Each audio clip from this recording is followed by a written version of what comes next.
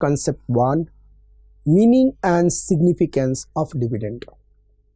देखो, डिविडेंड का मतलब क्या होता है। अगर कंपनी ने जो प्रॉफिट कमाया, प्रॉफिट आफ्टर टैक्स, उसके पास ऑप्शन है या तो उस प्रॉफिट को अपने बिजनेस में फिर से यूज करे या शेयर होल्डर्स को डिविडेंड दे दे, शेयर होल्डर्स को डिविडेंड दे दे। तो अगर कमाई गई प्रॉफिट में से सारे ऑब्लिगेशन मीट करने के बाद अगर स्टिल सरप्लस बचता है तो जो शेयर होल्डर्स को दिया जाता है that becomes dividend. So dividend is a part of a profit after tax which is distributed to the share holders of the company. दूसरे शब्दों में बोले, the profit owned by the company after paying tax can be used for two things: distribution of dividend or can be retained as a surplus for the future growth। ये dividend का मतलब है। इसके पहले कि हम सिग्निफिकेंस ऑफ डिविडेंड में चले, आप मीनिंग ऑफ डिविडेंड को अंडरलाइन कर लीजिए। Dividend is a part of a profit after tax which is distributed to the shareholders of the company। पूरे सेंटेंस को अंडरलाइन कीजिए। In other words, the profit earned by the company after paying taxes can be used for 1, distribution of dividend or can be retained as a surplus for the future growth। दोनों को underline कर दीजिए। अब आता है significance of dividend policy, यानी dividend policy का महत्व क्या है। तो अगर ध्यान से देखेंगे तो डिविडेंड पॉलिसी के कई महत्व हैं। 1, long term financing decision. 2, wealth maximisation decision, यानी कि डिविडेंड पॉलिसी के का जो सिग्निफिकेंस है, 1, long term financing decision and 2 is a wealth maximisation decision. ध्यान से देखिएगा। अब हम पढ़ते हैं long term financing decision. As we know that one of the financing option is equity. हम इक्विटी से पैसा लेते हैं। Equity can be raised externally through the issue of equity share or can be generated internally through retained earning, but retained earning are preferable because they do not involve any flotation cost। तो अगर आप company के अंदर ही retain earning को लेते हो तो कोई भी फ्लोटेशन कॉस्ट नहीं है, कोई भी ट्रांजैक्शन कॉस्ट नहीं है और ये पैसा लंबे समय तक आप यूज कर सकते हो। ये सिग्निफिकेंस है डिविडेंड का, अगर डिविडेंड को आपने यूज किया तो। But whether to retain or distribute the profit forms the basis of this decision.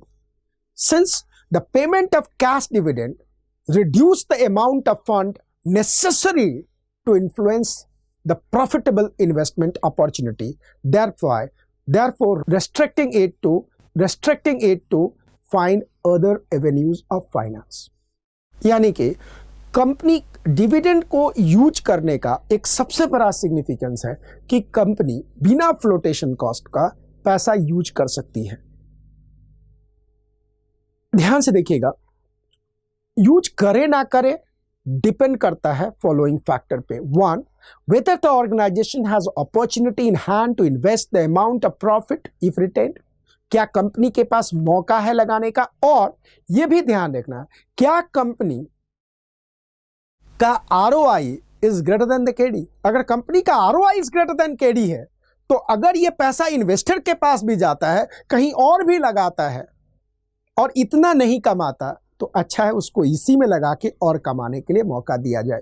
So this is a significance. दूसरा है whether the return on such investment ROI will be higher than the expectation of the shareholders। तो हमें invest करना चाहिए। तो पहला आप significance का अंडरलाइन कर दीजिए। As we know that one of the financing option is equity. अब आगे लिखिएगा, अंडरलाइन करना है इसको.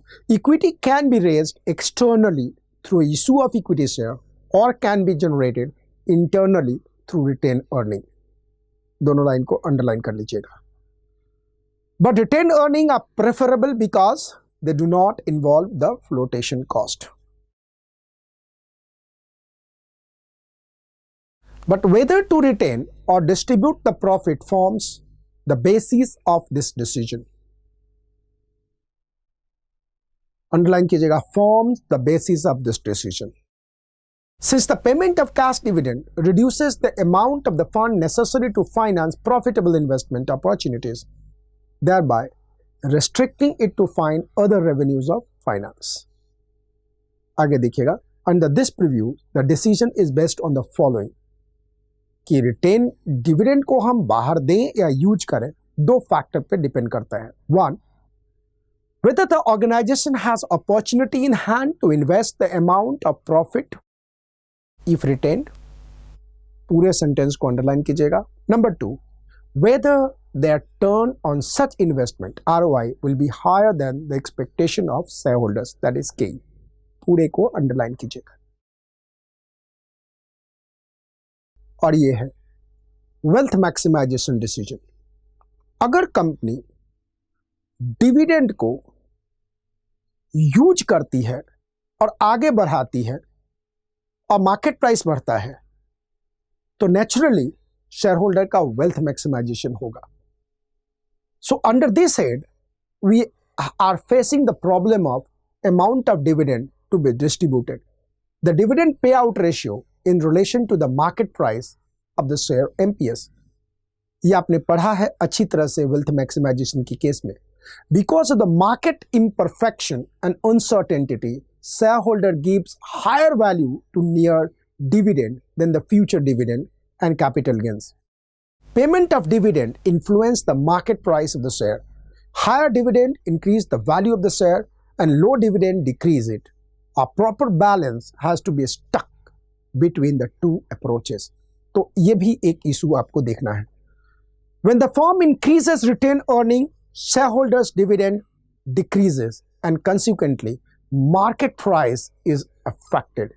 Use of retained earning to finance profitable investment increases future earning per share.